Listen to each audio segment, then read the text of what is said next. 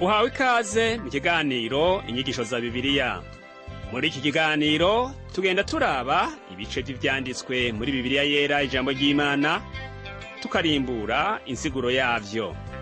Ni ikiganiro gitanga inyigisho z'ivyanditswe vyera mu kiringo c'imyaka 5. Inyuma y'icigwa turaguha inomero woturonderako igihe wogira ico ugomba guterera canke kubaza. Kaze twumvirize kandi twigishwe.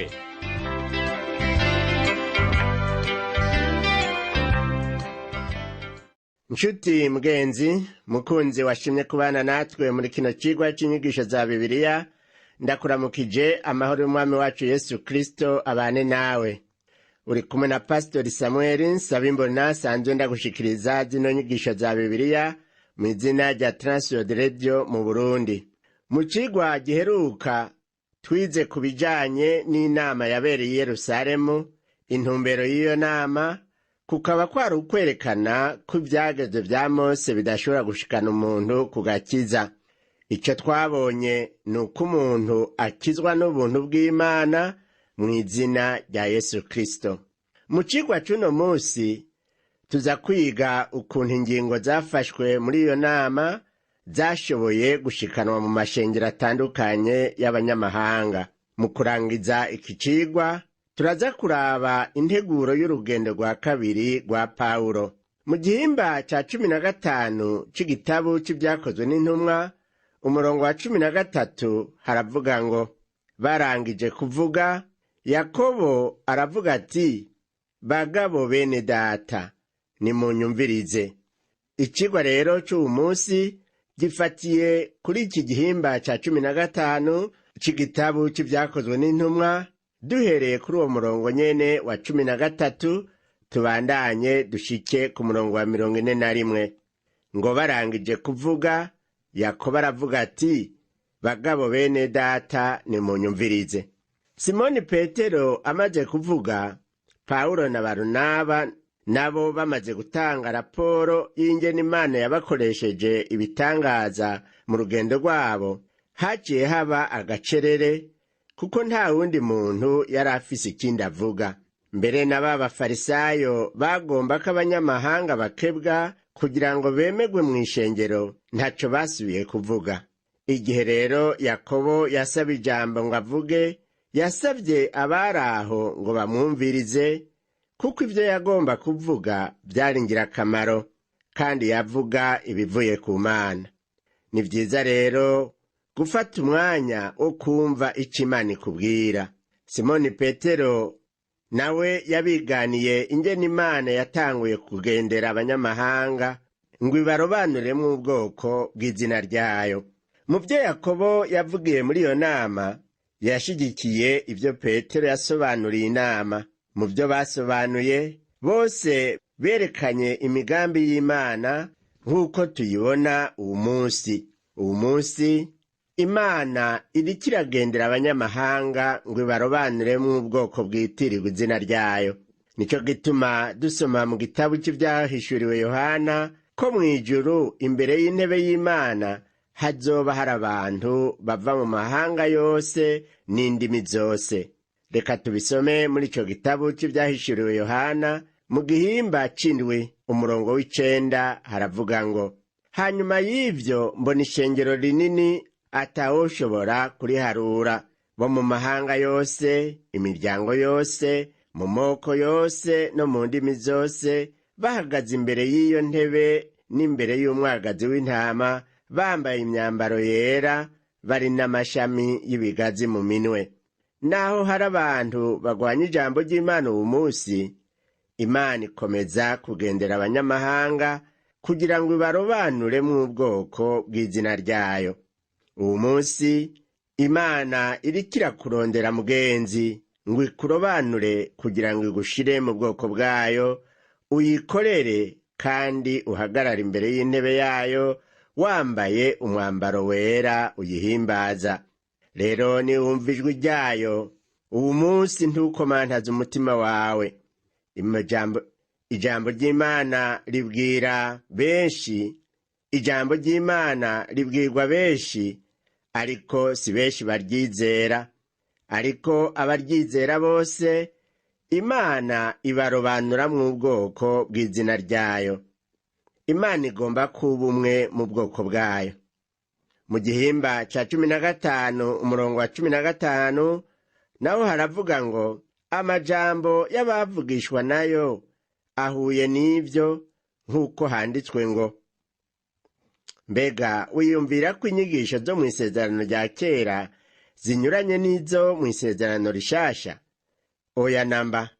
Amajambo y'abavugishwa n'Imana mw'isezerano rya kera yemeza ko Imana igendera abanyamahanga ngo ibarobanuremwo ubwoko bw'izina ryayo.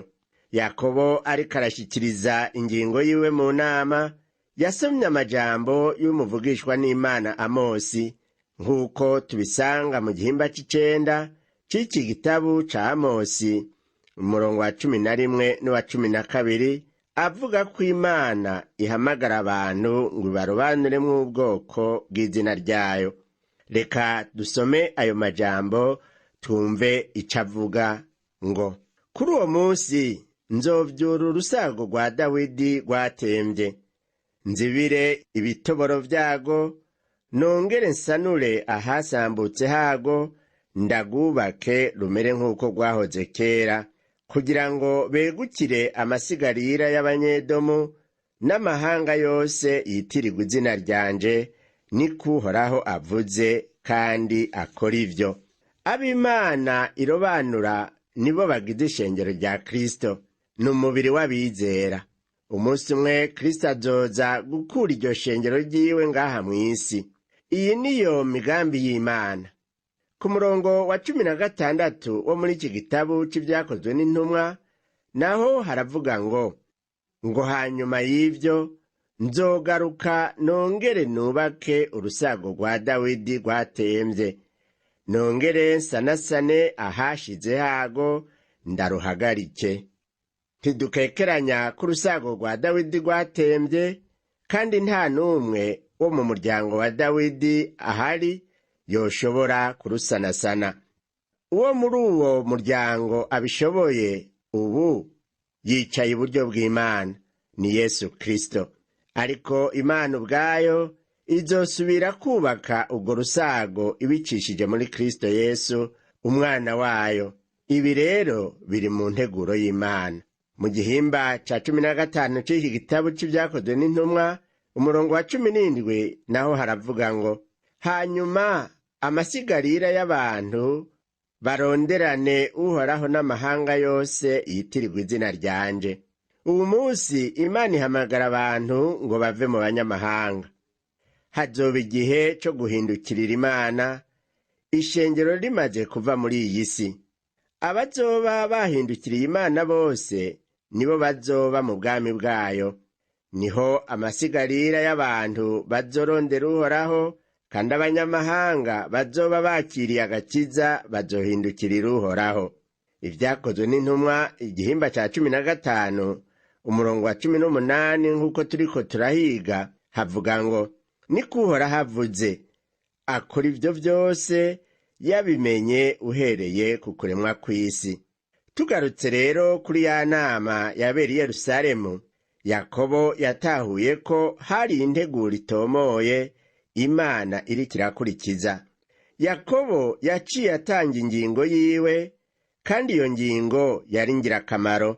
Reka tuyirabe ku murongo wa 19 n'uwa 20, haravuga ngo nuko rero inama yanje nuko tureka kugora abo banyamahanga bahindukirira Imana, ariko tubandikire ngo bareke ibihumanya vy'ibigirwamana no gusambana no kurya ibinizwe bo n'amaraso.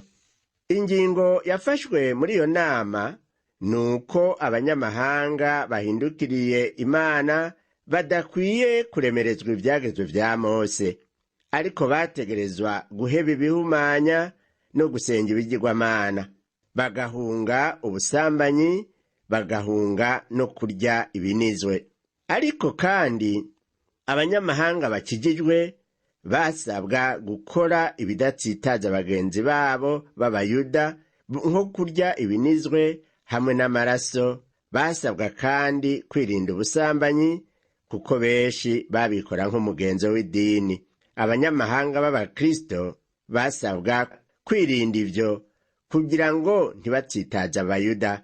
Dusomye umurongo wa 21 naho haravuga ngo, kuko uhereye kera hose Mose afise mu bisagara vyose abigisha ivyiwe bisomwa mu masinagogi uko isabato ishitse. Reka twihweze ico Yakobo yavuze. Usomye umurongo wa 16 urabona yuko Yakobo yabibukije ico abavugishwa n'Imana bavuze. Avuga ngo hanyuma y'ivyo bisobanurwa ngo ishengero rimaze gukurwa muri iyi si. Ibi bivuga ukuza kwa kabiri kwa Kristo Yesu nk'uko tubisoma mu gitabo cy'ivyahishuriwe Yohana igihimba ca 19. Yakobo yibukije kandi ico abavugishwa n'Imana bavuze ku vyerekeye inzu ya Dawidi.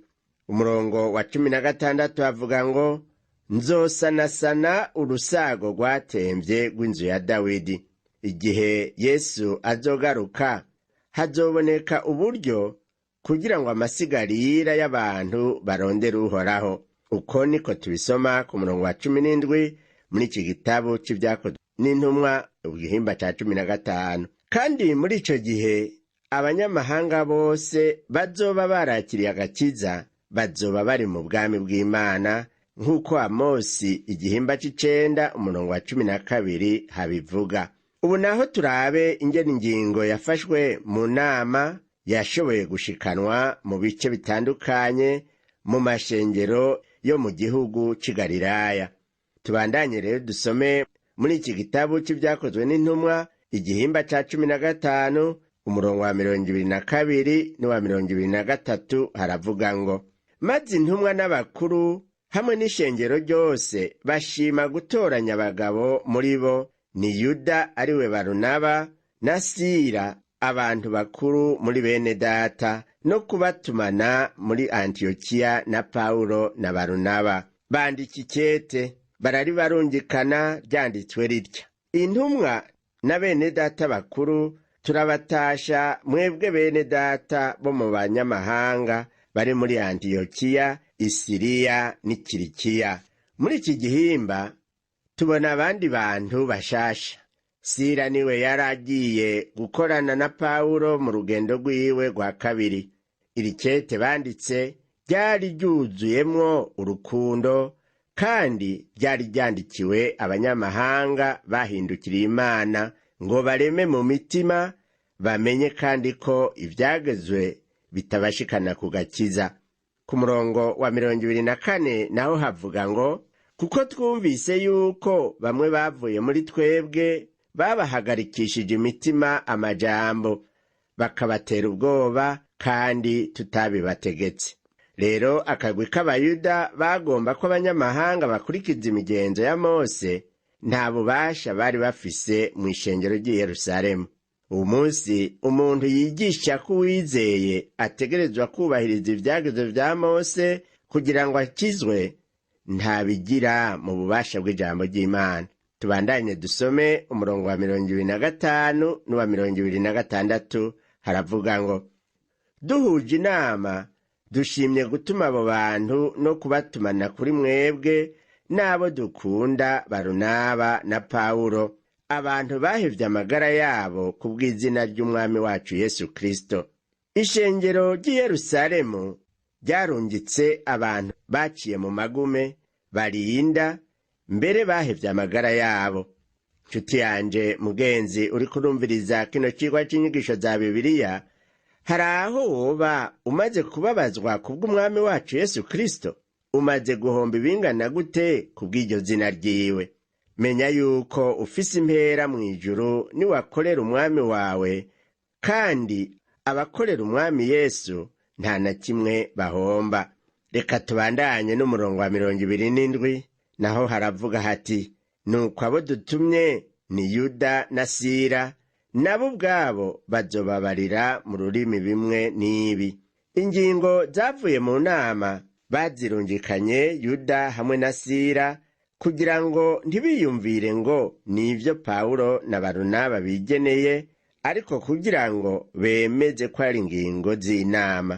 Kubatuma ivyo barabona ko ari umuzigo ukomeye, ariko ari ubugombe bwa Mpwemu Yera ko bikorwa uko. Baraheza ntibagira ikindi babatuma na kimwe atari ugutwara ubwo butumwa bwonyene. Bandanije ugasoma ku murongo wa 28 urabona ibyo bababariye. Haravuga ngo kuko Mpwemu Yera bimubereye vyiza, natwe nuko kutabikoreza uwundi mutwaro urenze ibi bikwiye. Muri iyo nama yabereye i Yerusalemu, Mpwemu Yera yari kumwe nabo mu gufata ingingo. Umurongo wa 29 niho hatubwira ngo mureke kurya ibyashikaniwe ibigirwamana, amaraso n'ibinizwe, mureke no gusambana.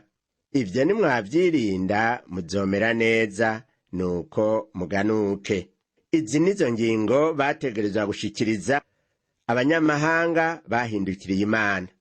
Ntibabwiwe gukurikiza imigenzo ya Mose, ariko basabwe kwerekana ubugwaneza no kudakora ibitsitaza bene wabo b'Abayuda, kandi basabwe kwirinda ubusambanyi.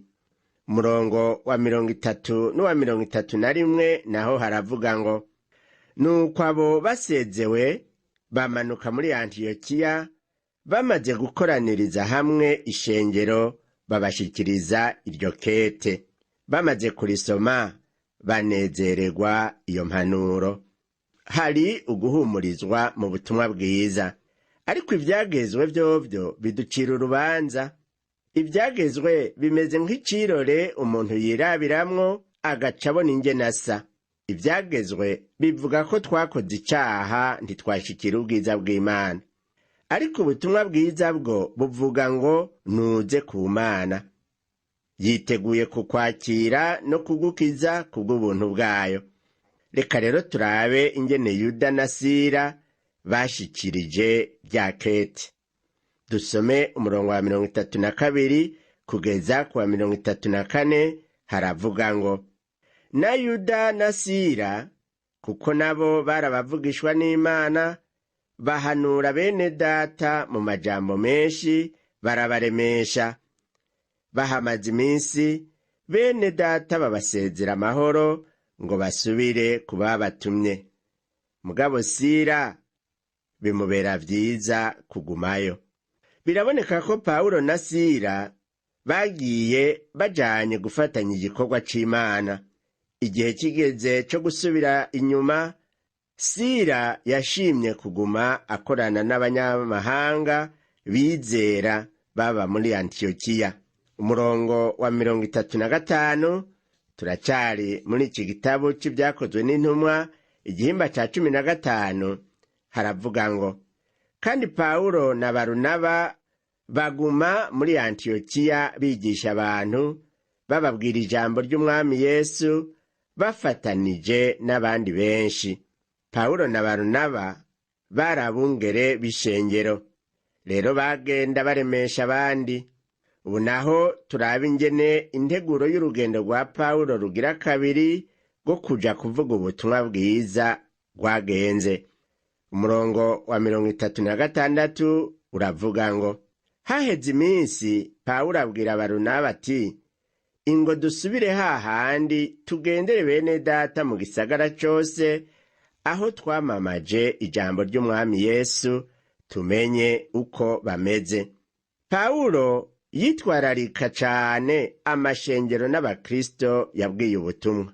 Yarazi intege nke z'ab'i Galatiya, akaba arico gituma yiyumviriye gusubirayo kugira ngo abaremeshe.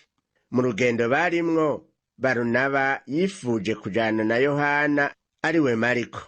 Reka turabe umurongo wa 37 uko bivugwa. Havuga ngo Barunaba agomba ko bajana na Yohana nawe ariwe Mariko. Barunaba yari umuntu w'umutima mwiza, yari umugwaneza cane. Mu gihimba ca 13 c'iki gitabo c'ibyakozwe n'intumwa, umurongo wa 13 nyene, twabonye ko Yohana Mariko yataye Pawulo na Barunaba i Pamfiliya yisubirira i Yerusalemu. Muri uru rugendo rugira kabiri, Barunaba yagomba ko bongera kujana na Yohana Mariko, ariko Pawulo ntivyamunezereje, ntiyabishimye. Nuko ku murongo wa 38 turabona ingene Pawulo rero yavyakiriye. Havuga ngo, ariko Pawulo ntivyamubera vyiza kujana n'uwambataye i Pamfiliya, kandi atari yabafashije muri ico gikorwa. Nk'uko tuvyumvise, Pawulo ntiyashimye gusubira kujana na Yohana Mariko. Pawulo rero na Barunaba ntibumvikanye kuri iyo ngingo. Nico gituma Barunaba yaciye afata inzira yiwe ajana na Mariko. Ukutumvikana kw'abo bantu babiri, Pawulo na Barunaba, kuri iyo ngingo ntibisobanurwa ko biciyemwo ibice ngo bacemwo n'ibice ishengero. Bose bagumye bakorera Imana barongowe na Mpwemu Yera. Mbega iyo bishitse ntimwumvikane na mwene so ku ngingo kanaka, muca muba bansi canke muguma muri abakunzi? Nshuti yanje, raba uko ibintu bimeze mu buzima bwawe. Abarundi nibo bavuze ngo nta zibana zidakomanya amahembe. Ibyo rero iyo abantu bariko barakorana ntihabura ibyo batumvikanako, ariko vyoba vyiza bidaciye bisambura igikorwa cabo. Tubandanye rero dusome ku murongo wa 39 muri iki gitabo c'ivyakozwe n'intumwa igihimba ca 15. Haravuga ngo, havyuka imitongano ibatera gutandukana. Barunaba ajana Mariko, avayo ari mu bwato ajabuka i Kupuro. Kubw'ukutumvikana kuri Yohana Mariko kwabaye hagati ya Pawulo na Barunaba, habaye gutandukana. Barunaba afata inzira ija i Kupuro, bahakorera igikorwa c'Imana gikomeye, kandi hari mu ntara y'iwabo. Barunaba vyamuteye umunezero kuvuga ubutumwa mu bantu b'iwabo. Kubw'igikorwa c'Imana gikomeye cakorewe i Kupuro, cahavuye gishika mu buraruko bwa Afurika. Barunaba ntiyasubiriye kuvugwa muri Bibiliya, kandi nta vyinshi Bibiliya itubwira kuri we, ariko ico tuzi nuko yakoze igikorwa gihambaye i Kupuro, kandi yari umugwaneza. Dushishikare kuva ku murongo wa 40 n'uwa 41, hatubwira uwo bajanye na Pawulo ari we Sila kuvuga ubwo butumwa bwiza. Ngo Pawulo nawe atoranya Sila avayo, bene data bamaze kumuragiza ubuntu bw'Umwami Yesu. Aca i Siriya n'i Kilikiya aremesha amashengero. Naho Pawulo na Barunaba bafashe inzira zibiri zitandukanye, vyabaye ngirakamaro kw'ishengero, kuko humvise benshi ubutumwa bwiza. Hari inzira abantu biyumvira ko ari mbi, ariko Imana ugasanga yiciyemwo kugira ngo ishitse umugambi wayo. Imana yakoresheje bose mu gushikiriza ijambo ryayo. Imana ifise uburyo ikora kugira ngo ijambo ryayo rishikire benshi. Ubu munsi hari benshi batarumva ubutumwa bwiza. Muntu w'Imana, nshuti yanje, uri kurumviriza zino nyigisho za Bibiliya, ukaba wumva ugoberwa kujana ubutumwa bwiza muri bene wanyu, fata iyo ngingo ni nziza. Ugende ubwira abandi ubutumwa bwiza. Ntubohwe n'imigenzo y'iki canke kiriya, ariko umenye ko kwiza ubutumwa bwiza ku batarabwumva ari wo muhamagaro Imana ikugombako. Barya mubana mu nzu, n'abo mubana muri iyo karitiye canke aho ku gatumba, nshuti yanje, va hasi utangure ubabwire ijambo ry'Imana, nawe Imana izoguha impera. Nawe nshuti yanje, wowe utarakira Yesu nk'Umwami n'Umukiza mu bugingo bwawe, ubutumwa bwiza tukubwira n'ubu, Kristo aguteze ibiganza. kandi ubuntu bwiwe buraheza bukwinjize mu gitigiri c'abana b'Imana, nawe uze uraganwe n'abizera ubugingo budashira. Mbere Kristo asezerana isezerano yuko atawuza kuri we n'umwe ngo amuhinde. Ushobora kuba umaze igihe kirekire uremerewe n'ivyaha vyawe, canke uruhishijwe n'ivyagezwe vy'idini yawe. Ivyagezwe turabonye ko bidashobora gukiza. Igishobora gukiza ni ukwizera Yesu Kristo n'ubuntu agirira abanyavyaha. Reka rero turangize dusenga.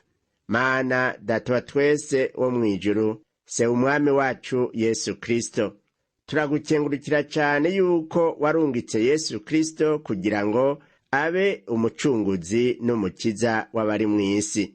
Kandi turagushimira ko wahagurukije intumwa kugira ngo zikwiragize ubutumwa bwiza buheze bushike mu mahanga yose, bugashika no mu gihugu cacu c'Uburundi. Ndasengeye rero umuntu yariko arakurikira kino cigwa c'inyigisho za Bibiliya, akaba yitahuye ko agomba kwakira Yesu nk'umwami n'umukiza mu bugingo bwiwe. Numwemerere umuharire ivyaha vyiwe, umuhanagure mu gitabo cabo gucirwa ku rubanza, umwandike mu gitabo c'abana b'Imana, azoragwe ubugingo budashira. Ndakwingingira ubu yariko aracibwa intege n'ibihe ariko aracamwo, umuremeshe kandi umurungikire abo kumuremesha.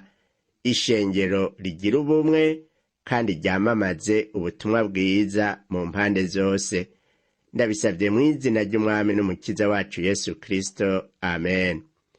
Icigwa cacu co kuri uno munsi kigarukiye ngaha, naho ubutaha umwami wacu Yesu Kristo aguhezagire.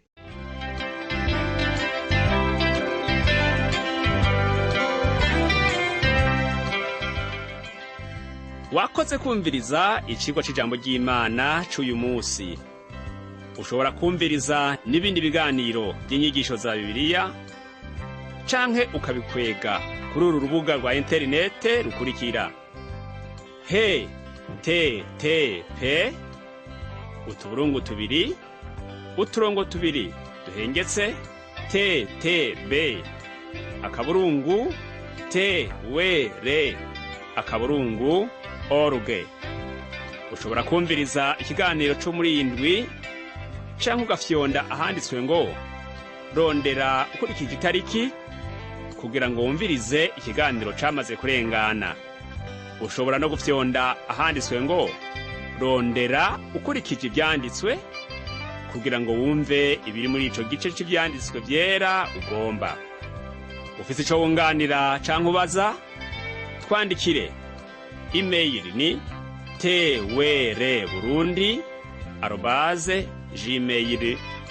twr@gmail.com. Ushobora kandi kudusanga kuri Facebook yitwa TWR Burundi. Ushobora no kutwakura kuri telefone yo mu biro. Inomero ni 22 24 26 57 mu masaha y'akazi. Canke kuri telefone ngendanwa, inomero ni 69 67 12 77 79 74 19 93. Udusanga kandi kuri WhatsApp, nimero ni 79 38 71 99. Yesu aguhezagire.